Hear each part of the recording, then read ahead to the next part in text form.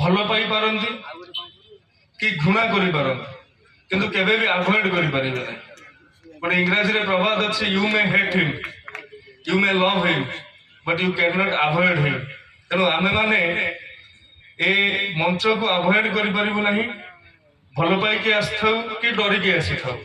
ତେଣୁକରି ମୁଁ ଯେତେବେଳେ ଯାଉଛି ସମସ୍ତଙ୍କର ଅନୁମତି ନେଇକି ମୁଁ ଯିବି। ମୋ ମନରେ ଗୋଟେ ଦିଟା କଥା ଅଛି। ଆମେ କୃତଜ୍ଞ ଆପଣମାନଙ୍କ ପାଖରେ, ଆମେ ଏ ସମାଜ ଆପଣମାନଙ୍କ ପାଖରେ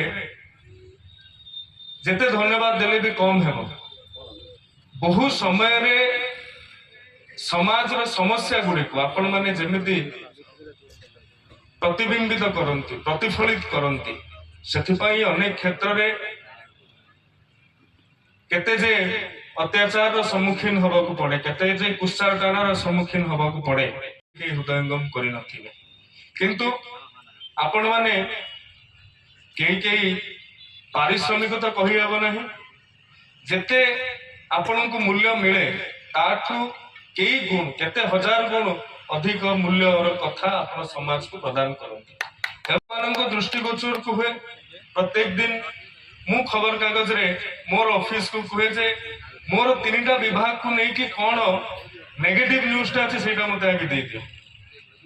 ନେଗେଟିଭ ନ୍ୟୁଜଟା ଆସିଲେ ମୋର ସେଟା ସମସ୍ୟାଟା ସମାଧାନ କରିବାର ବାଟ ପାଇଯିବି। କାରଣ ରାଜନୀତିରେ ପ୍ରଶଂସା କରିବା ବହୁତ ଲୋକ ମିଳିଯିବେ, କିନ୍ତୁ ନିଜର ଦୋଷ ଦୁର୍ବଳତା ଦୁର୍ଗୁଣକୁ ଧରେଇଲେ ଯାଇକି ସେ ମଣିଷଟା ବା ସେଇ ଅନୁଷ୍ଠାନଟା ଉପରକୁ ଯିବ, ଆଗକୁ ଯିବ। ତେଣୁ ଆପଣମାନଙ୍କୁ ଧନ୍ୟବାଦ।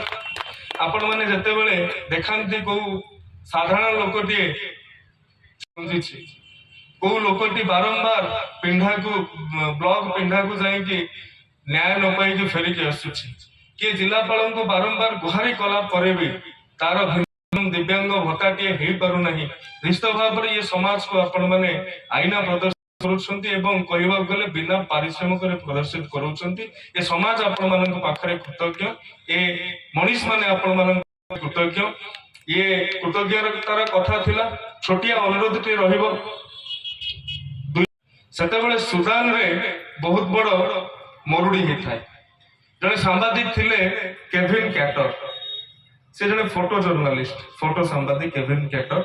ଆପଣମାନେ ଦେଖିଥିବେ ଗୋଟେ ଛବି ସେ ସମୟରେ ବିଶ୍ୱ ଦରବାରକୁ ବହୁତ ଆନ୍ଦୋଳିତ କରିଥିଲା। ମରୁଡି ପୁରା ବିସ୍ତୀର୍ଣ୍ଣ ପଡିଆ, ଗୋଟେ 6-7 ବର୍ଷର ଝିଅଟି ଗୋଟେ ଖାଦ୍ୟ ପଦାର୍ଥକୁ ଖୋଜିକି ଖାଇବା ପାଇଁ ଚେଷ୍ଟା କରୁଛି, ଗୋଟେ ଡବା ଭିତରୁ ବା ଗୋଟେ ମାଟି ଭିତରୁ କଣ ଏମିତି ଖାଇବାକୁ ନାହିଁ।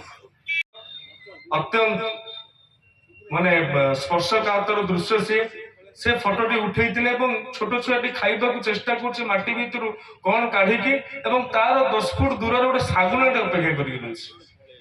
ମୁଁ ସେ ପିଲାଟିକୁ ଖାଇବି। ଏହାକୁ କ୍ୟାମେରାରେ କଏଦ କରିଥିଲେ ଜଣେ ଫଟୋ ଜର୍ଣ୍ଣାଲିଷ୍ଟ କେଭିନ କ୍ୟାଟର। ପରବର୍ତ୍ତୀ ସମୟରେ ତାଙ୍କୁ ଯୋଉଟା କି ଜର୍ଣ୍ଣାଲିଜିମ ବା ଫଟୋଗ୍ରାଫିର ଗୋଟେ ସର୍ବୋତ୍ତମ ଆୱାର୍ଡ ପୁଲିଜର ଆୱାର୍ଡ ତାଙ୍କୁ ପ୍ରାପ୍ତ ହେଇଥିଲା। ପୃଥିବୀ ତାଙ୍କୁ ଜାଣିଲା। ସୁଦାନର ମରୁଡି ସମ୍ପର୍କରେ ଯେତେବେଳେ ବିଶ୍ୱ ସମୁଦାୟ ଆଗକୁ ଆସିଲେ ସେତେବେଳେ ଯାଇକି ସୁଦାନ ମରୁଡି କିଛି ମାତ୍ରାରେ ଦୂରୀଭୂତ ହେଇଥିଲା। ଇଏ ପ୍ରଭାବଟା ରହିଲା କାହାର? କେଭିନ କ୍ୟାଟରଙ୍କର।